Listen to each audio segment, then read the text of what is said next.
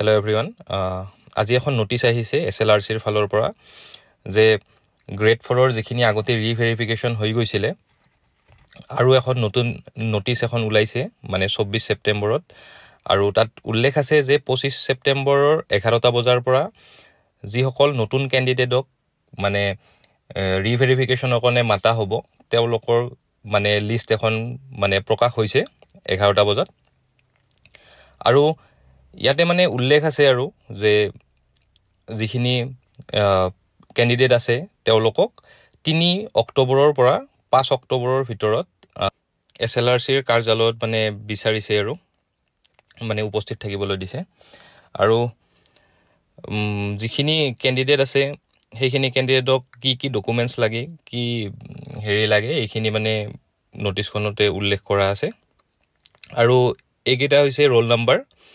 একেটা roll number আৰু মানে ইয়াতে ডেট আৰু টাইম অফ হিয়াৰিং টু মানে উল্লেখ আছে এইখন লিষ্টত 3 অক্টোবৰ 9টা বজাৰ পৰা আপোনালোকে যদি চাই মানে যিখিনি ৰোল নাম্বাৰ উল্লেখ আছে ইয়াতে মানে তেওঁলোকক মাতা হৈছে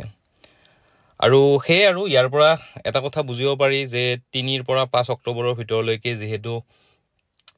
আকৌ ৰিভেৰিফিকেশনত মাতা হৈছে গ্ৰেড 4ৰ ক্যান্ডিডেট সকলক মানে সবকে নহয় যি সকলক মাতিছে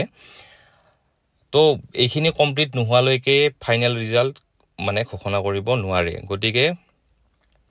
এটো কথা মানে একদম খাটাং হৈ গৈছে যে 5 অক্টোবৰৰ আগত মানে ফাইনাল ৰিজাল্টটো নাহে গতিকে 5 অক্টোবৰৰ পিছলৈকে আপোনালোকে ধৈৰ্য ধৰিব লাগিব আৰু এতিয়া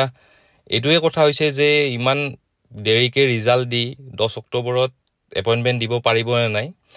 এটো এটা মানে ভাইবলগীয়া কথা হলো সৰকাৰে যেহেতু বিচাৰিছে তো দিবও পাৰে